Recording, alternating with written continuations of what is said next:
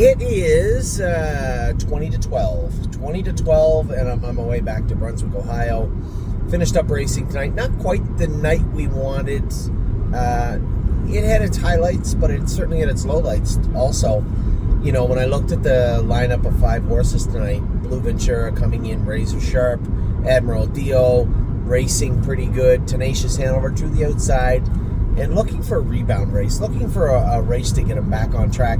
Greatest Ending, I told you guys he was sitting on a big mile. What kind of mile? I wasn't really that concerned. He was the best shot we had of Tuesday night, for sure, the most likely horse to win, and he certainly did that.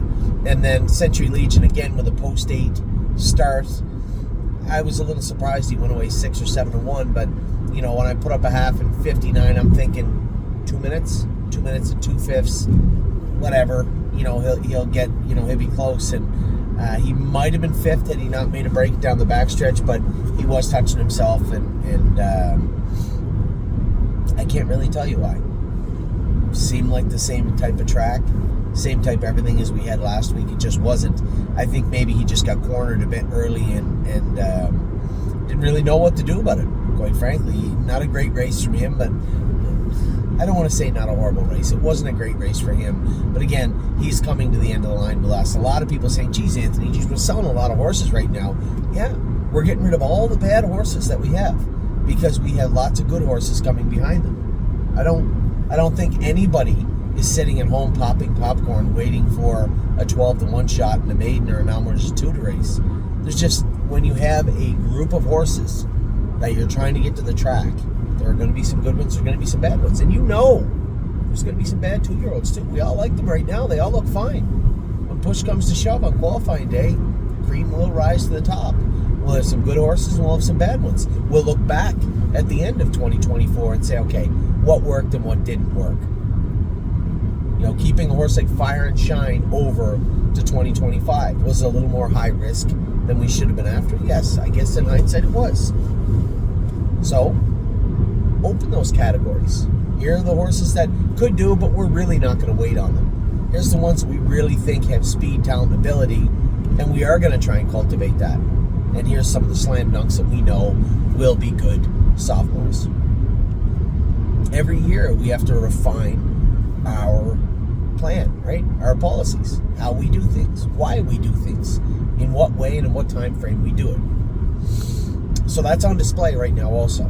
So let's start with Blue Ventura. I find it hard to believe a horse that raced that good last week raced kind of flat tonight. Now, yes, he was 4 wide. There was a bit of a dog's breakfast in the inside, wheels being hooked and people getting run over. I'm just a bystander. I'm fine out here. You guys do what you do in there.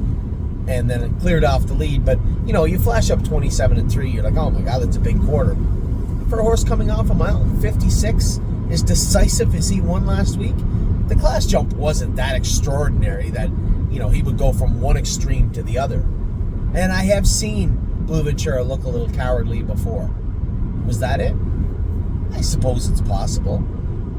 We scoped him. There was nothing really defined in the scope. No blood, no ulcer on his palate, no redness, no indication he shut his air off at any point in the, you know, proximity of the race. We'll draw his blood. Could it be a touch of whatever was going through the burn? I hate making excuses saying, oh, clearly that was what was going through the burn. It certainly felt like it. But none of the bloods come back horrible except high livers. So before I start going down this rabbit hole with Blue Ventura, I will say he looked very good last week. He looked rather ordinary tonight. The vet work we did in between made no difference. That's a good and a bad thing. You know, we make note. We did his knees. His knees looked like they needed doing. Perfect. But it was not the spot because he seemed the same to me mechanically. He wasn't as good. It was flat. Mechanically speaking, I felt the same holes I did the week before. Nothing serious. Nothing that I would categorize as serious, but something that definitely needs looked at. Was the track hard? Was it the aluminums we have on him up front? Last year he wore flip-flops for a lot of his races. Are his feet bothering? These are things we're going to drill down on tomorrow. First, let's go to the easy answers. Draw the blood, find out what it looks like. If it comes back fine, all right, Now we got some work to do. Can't leave with him hard like that. Even though I threw a pedestrian second quarter at them, he really just fizzled away. I think I would be mildly surprised if his blood come back good. I think we'll find some indicators, probably a lot of the answers we're looking for right now, all myself and my partners out there, we're going to find in the blood work. We'll draw it tomorrow, which is Wednesday. We'll have it back Thursday morning. That's my prediction. Anyway, Admiral Dio raced good. He lost his shoe in the post parade. We come back in. I put it on. Sadly, I'm not going to make it as blacksmith. He lost it again in the mile. I think the problem was that he hooked the corner of the shoe, and it was sprung a little bit, and I tried to flatten it out best I could. It was good. It was certainly on good when he went out, but clearly not good enough because he grabbed that corner again. I didn't hear it come off. I didn't see it come off, but I know it was on going to the gate, and I know it was off. Halfway down the backstretch, I looked down real quick, and I could, you can tell when the shoe's on a footer, it's not. And it certainly didn't look like it to me that it was on. And then pulling up under closer examination, in fact, it was off. So he raced with 3 shoes on. I did find him, although, again, we're missing that eye of the tiger, right? Could he have attacked Chris's horse a little better? Yes. Could he have done things a little more aggressively? Yes. But I did think he was better, and I did think he raced okay. Put himself in a good spot. Got up for second. He could have been a poor third, and this conversation would have been going totally different. But he was second. I don't think he's putting his best hoof forward when he's racing. But I do feel he was better than the first time I drove him. I can't speak to last time Chris drove him. But we've raced him 3 times, and I think he's 3 seconds. A closing second in his first race back after his AFib issue. On the front end, beat on the front end, his second. And then tonight, got up for second again. 3 seconds. Not what I was aiming for. But, excuse me, he raced well. Now, Tenacious Handover flat again tonight. You're going to have to take that blood tomorrow. Him? Well, we bought him and we raced him straight through. Is he a little bit tired? That left hind ankle bothers him. My problem is we turn him out for an extended period of time. Is it going to be easy to get him back? But if we draw his blood and there's no markers found, which I think it might be the opposite of Blue Ventura, I would be surprised if we didn't find something significant in his blood work on Thursday morning. I'm not positive about Tenacious Handover. I'll lay the options out for everybody right here. Draw his blood. That's step 1. It was too late to scope him. I don't think you're going to find anything under scope. So there's definitely a power outage there. Nothing comes back. Let's assume nothing comes back on the blood. We either rest him or just put him in a claimer. And I'm talking like a 6, 8 claimer. Not a 20, not a 15. Which I don't have to do the math real well to know that's a significant pill to swallow on Tenacious Handover. But again, how far down this path do we go? They're not going to go any slower in that class. I said to Jason, it'd be nice. I know Greatest Ending crushed them. I think that the difference in that class, and this is where Jason and I disagreed a little bit. He thought the class he was in was softer. The problem with the difference is in that bottom class, you really have a couple of stinkers in there, a couple that just aren't that good. So it is a different makeup. But make no mistake, every burn's got a Greatest Ending. On the rebound, maybe on the mend, coming back forward and drops in with horses that he's much better than and just obliterates them. So in that regard, Jason's right. It's a good argument, a good discussion. None of it needs to take place until we get our blood work back on Tenacious Handover. That's where these tweener classes, right? It gets tough. We ran into this last year with a number of trotters that jumped into that now where's a 4, but 7. Right? Not more than 7 class. It's a lot different than the numbers of 2, but not more than 4. Quite a bit different, in fact. But, again, I'll reserve, we'll finish this discussion when we see this blood work on Thursday morning. Greatest Ending. a number of people say, a number of people ask me about putting the hobbles back on him. I don't understand what you think is going to happen. We're going to put the hobbles on, he's going to be the horse that we bought. It doesn't work that way. My job is to make sure, same as Jason's is, all our trainers are, is to make sure the horses are comfortable and sound. Greatest Ending's a tricky horse. He ties up. Being on site is a feather in our cap. People alluded to the fact he's too big. Maybe he can't get around a half. Maybe we should send him somewhere. Mohawk, Meadowlands. I like the Poconos idea, but they're not going to slow down the Poconos either. 4 deer right there on the side of the road. All alive for the time being. Don't want to get off the side of the road.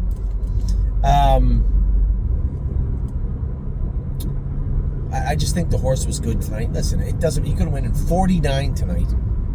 It doesn't matter. And it was a cold night. That was a hell of a mile. It really slowed down towards the end of the card because the temperature did dip. What is the temperature? 38, 3 degrees, 4 degrees. It seemed a lot colder to me towards the end of the night. Anyway, the horse raced great, looked great, was super comfortable in the mile before the race and after the race. I would like to see him ascend the classes, but I would like to have him race somewhere where they race for more money. I guess if Jason and Lauren knows him now very well, takes good care of him. Jason knows the horse very well also. Now this is 2 races in a row he's been good. If we can keep him good, there's a chance we could race him in Scioto this summer. It's only about a 2-hour ship down there, which would probably be the same distance Stacy had to ship to Miami Valley. And we can obviously race him here. I don't have to tell you what kind of a mile 53 flat was tonight on a cool night at Northfield Park. This is not the Northfield Park of old. That was a heck of a mile and a great mile, but I like how he came in and I like how he came out of the mile. Sharp, feeling great, throwing his head going back to the paddock. He had a lot of fun tonight. It was a good workout for him. Century Legion, we've seen this movie before, right? Nice horse, lots of talent. No. I believe there's a nice horse in there. There is talent in there, but he is fractious.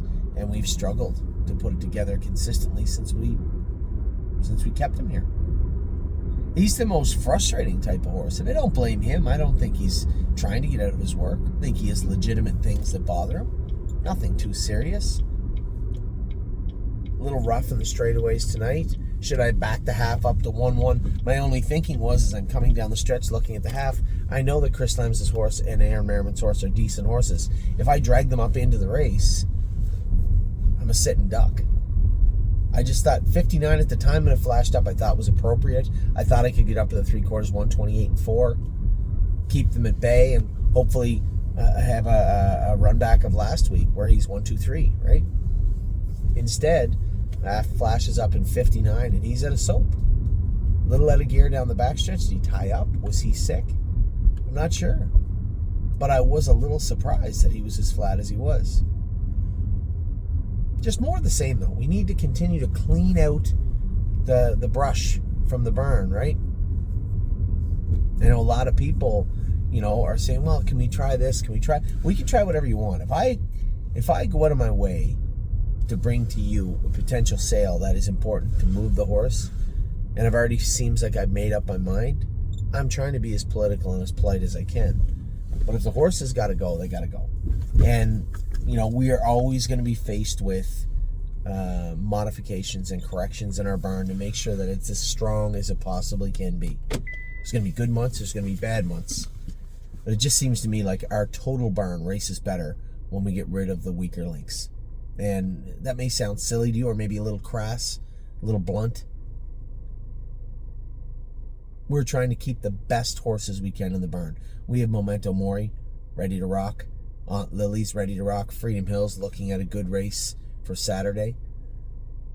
We have Foxy Seaside, Oh He'll Know, ready to come back from Ontario over the next few weeks. We have some good horses that are ready. But we're going to have some bad ones too. So my job over the next little while will be finish cleaning out, little spring cleaning in the barn, get all our horses prepped and ready to rock, have all our horses as good as they can, hope for some luck, none bad, we've had enough of that, and keep our horses going. So that is it for tonight. Not the night I thought we'd have. I think the only horses that let me down, Tenacious was flat. Got to figure out why. It could just be that he's tired. Blue Ventura, got to figure out what happened there. I find it incredibly difficult to believe that the horse that I crushed them with in 56 last week was the same one that got beat up tonight. I find that very hard to believe. I think it's more than likely that we're going to find some markers, some indicators where those weapons went to tonight, and adjust accordingly. So we Blue Ventura. Admiral Dio was okay. Tenacious I thought was flat. Greatest Ending was excellent. And Century Legion, I think he's teetering on moving on. So with that, I'll let you go. I hope you guys had a decent night. I am excited about tomorrow, rain or otherwise. It doesn't look like I'm going to be able to get to Arrowhead Hanover tomorrow. I had told you guys, I believe Sean Johnson, if I notice he was free and available, I'll talk to Tim about that tonight. I was a little disappointed. Jim Bree's in tomorrow. I think she'll do fine tomorrow. But 13th race, and we had entered Looks Like Money in the Poconos for Monday. The Open didn't go at the Meadows. It didn't go. We entered him at the Poconos, saying, well, at least we'll get him raced at the Poconos. No, didn't go. Then Open trot at the Poconos. So it looks like I'm going to call Jason's bluff. Jason said that he will get around Northfield Park. I don't want Looks Like Money racing on a half-mile track. But if they're not going to fill if I don't want to take him to Miami Valley, and they're not going to fill the Open at the Poconos, and we already have a horse at Mohawk, no, I'm not sending him to the Meadowlands right now. I know there's going to be a lot of people say, well, you left at the Meadowlands. He could go to the Meadowlands. They're going to go really fast there, too. I'd rather not race him on a half, but we'll race him here for a week, and we'll keep a very, very close eye on him. That's the plan with Looks Like Money this week. Jim Bree is in tomorrow. Yo Mister is in tomorrow. What's his odds with a week off? They stuff him back in the Open again? My goodness. Memory and Imagination is in tomorrow, 5-2. I like that.